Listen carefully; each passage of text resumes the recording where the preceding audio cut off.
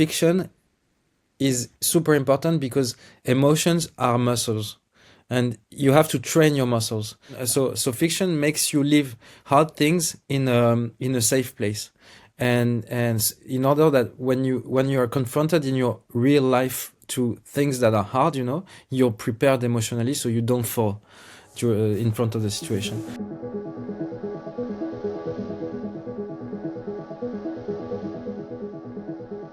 Congratulations on being nominated for the European Young Audience Award.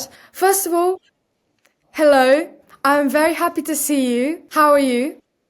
I'm fine, thank you. Hello, thank you. This is your first feature film. How did you come up with the idea, and were there any challenges along the way? I'm a director too of animation since like 15 years, and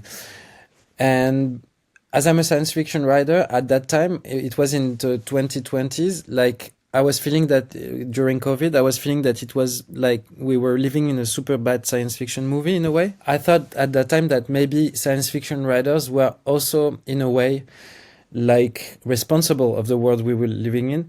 And I thought like project better ideas, or why don't we invent better futures? Because as we saw it, when we invent things, it sometimes happen in reality. So if we want better things to happen, we have to imagine them first. And one day, I drew a face getting out of the sky without knowing what I was doing, and just traced like colors behind him in the sky, and this is how Arco was born, in fact. And I sent it to my partner Felix, and I said, "Look, it could be the story of this little children that comes from the future, and he meets a girl, and she will help him like go back to his era."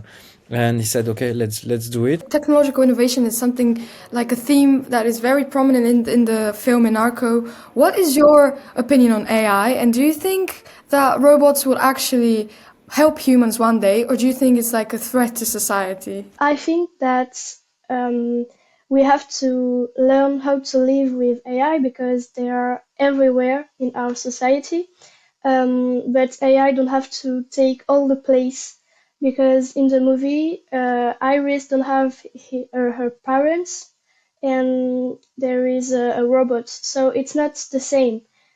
She loves the robot Mickey, but she don't have her parents, and she don't have all the love that she needs. And every technology that's new and that's coming, we have to analyze it and say, okay, does it make us better or weaker?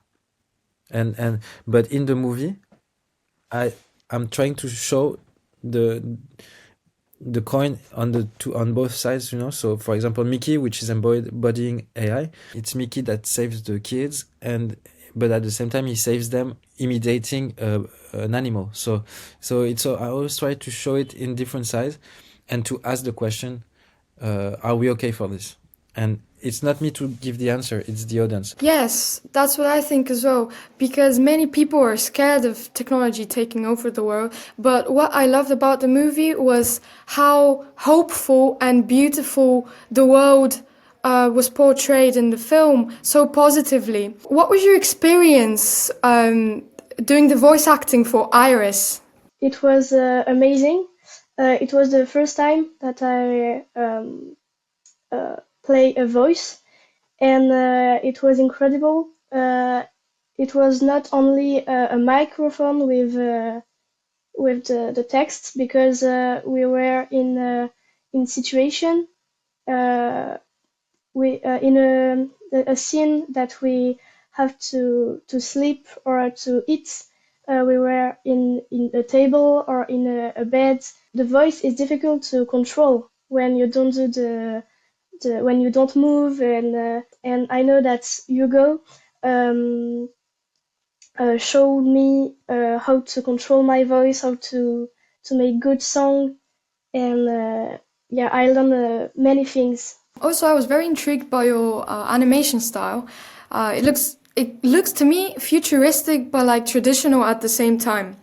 What are the influences of your art, and are there any artists that shaped you as an artist? In fact, of course, there are a lot of artists that shaped me.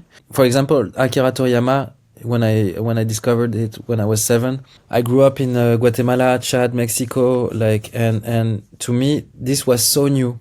I'm a European. I grew up in America, in Africa, and like Dragon Ball Z was so different that it blew my mind. It was like, and I discovered watching this that, like, with drawing everything was possible, and that this would be my job. Like, I wanted to be a drawer because I could do everything I could imagine.